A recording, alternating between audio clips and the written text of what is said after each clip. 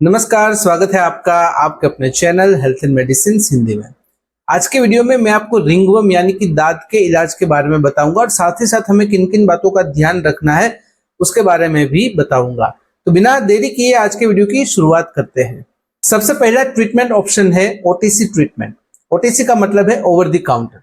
Over the counter medicine यानी कि इस प्रकार की मेडिसिन जो आप डायरेक्टली मेडिकल स्टोर पर जाकर वहां पर जो फार्मासिस्ट वहां पर उपलब्ध है उससे बात करके, उससे सलाह मशवरा करके आपको जो कोई भी प्रॉब्लम है, अगर उस प्रॉब्लम की दवाई ओटीसी तौर पर उपलब्ध है तो आप ले सकते हो। अगर रिंगवर्म फंगल इन्फेक्शन यानी कि दांत की बात करें तो ज्यादातर केसेस में टॉपिकल एंटीफंगल्स यानी कि जो ऐसी एंटीफंगल दवाई जो आप त्वचा पर लगा सकते हो एज अ एक्सटर्नल यूज, जैसे कि cream, ointment, lotion, gel, powder इत्यादि, तो आप वहां से ले सकते हो।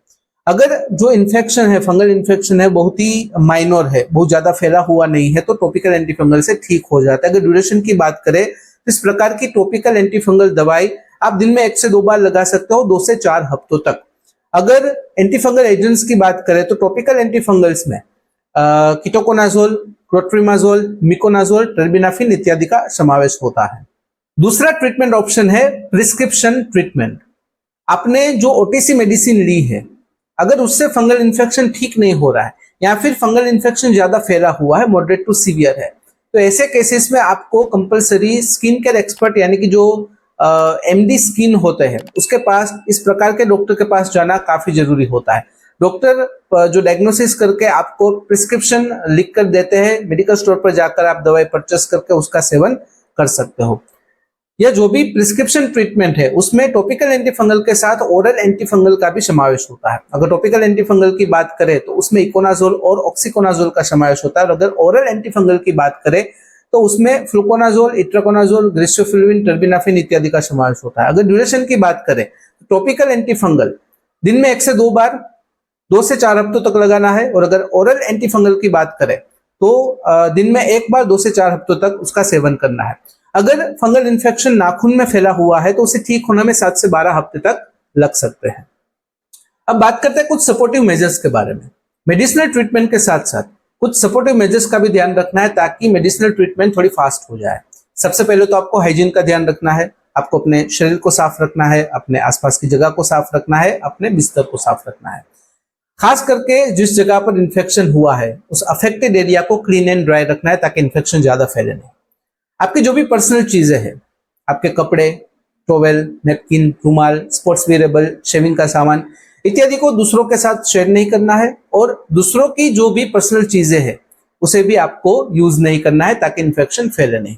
अपने कपड़े, बिस्तर, चद्दर, टॉवेल, रुमाल जो आप रोज यूज करते हो उसे अच्छे से धोना है, समय समय पर धोना है।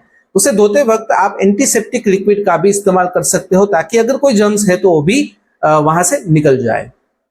इसके अलावा रिंगवर्म को दूर करने के लिए, दांत को दूर करने के लिए आप कुछ घरेलू उपाय भी आजमा सकते हो, जैसे कि हल्दी, coconut oil, tea tree oil, नीम के पत्तों का रस, नींबू का रस, एलोवेरा जेल इत्यादि। और कोई भी घरेलू जो भी उपाय है उसे आजमाने से पहले आपको अपने डॉक्टर, अपने स्किन केयर एक्सपर्ट से बात करनी काफी जरूरी हो जाती है। अब बात करते हैं फॉलोअप के बारे में। रिंगवर्म ट्रीटमेंट में, खास करके प्रिस्क्रिप्शन ट्रीटमेंट में, फॉलोअप का जो स्टेप है वो काफी जरूरी होता है। देखिए, आप डॉक्टर के पास गए, डॉक्टर ने डायग्नोसिस किया, प्रिस्क्रिप्शन लिख दिया, आप मेडिकल स्टोर पर गए, जो प्रिस्क्रिप्शन लिखा हुआ है उस तरीके से आपने दवाई ले ली, उसका सेवन भी स्टार्ट कर दिया, लेकिन समय समय पर डॉक्टर को कंसल्ट करना फॉलोअप के लिए काफी जरूरी होता है। देखिए, सबसे पहले ऐसा होता है कि अगर आप दवाई लेते हो, 4-5 दिन आपने दवाई ली, उसकी असर नहीं हुई, तो ऐसे केसेस में आपको डॉक्टर से बात करनी काफी जरूरी है। 1 दिन दवाई ली, 2 दिन दवाई ली, दवाई की असर तो नहीं हुई लेकिन विपरीत असर हुई, उसका एडवर्स रिएक्शन हुआ, तो ऐसे केसेस में तुरंत ही डॉक्टर से बात करनी है। डॉक्टर ने जो भी जितना भी कोर्स दिया है दवाई का वो पूरा करना काफी जरूरी होता है। कुछ लोग क्या करते हैं कि 4-5 दिन दवाई ली, उसकी असर नहीं हुई तो फिर डॉक्टर बदल देते हैं। ऐसे केसेस में क्या होगा कि जब भी डॉक्टर बदलते हो तो वापस से डायग्नोसिस होगा, वापस से टेस्ट होंगे, वापस से दवाई प्रिस्क्राइब होगी, तो टाइम भी आपका बर्बाद होगा और पैसे भी बर्बाद होंगे।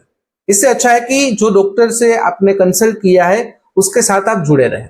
कुछ लोग क्या करते हैं कि 2-3 दिन दवाई लेते हैं और 2-3 दिन में अच्छे से अगर उसकी असर होती है तो क्या होता है कि फंगस का जो ग्रोथ होता है वो रुक जाता है, जिससे जो लक्षण होते हैं फंगल इन्फेक्शन के वो थोड़े कम हो जाते हैं। लोगों को ऐसा लगता है कि फंगल इन्फेक्शन ठीक हो गया, तो लोग क्या करते हैं, दवाई लेना बंद कर देते हैं। एक दिन 2 दिन दवाई नहीं लेते तो वापस से फंगस ग्रोथ हो जाता है और जो लक्षण होते हैं वो वापस से आ जाता है और फंगल इन्फेक्शन जैसे के तैसा ही रह जाता है। तो ऐसा नहीं करना है। जो भी दवाई का कोर्स, जो मेडिकेशन का जो कोर्स डॉक्टर ने दिया है वो पूरा करना काफी जरूरी हो जाता है।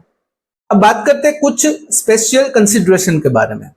अगर फंगल इन्फेक्शन किसी बच्चे को है, गर्भवती महिला को है या फिर ब्रेस्ट फीडिंग महिला को है, तो ऐसे केसेस में over the counter treatment option पर आपको नहीं जाना है।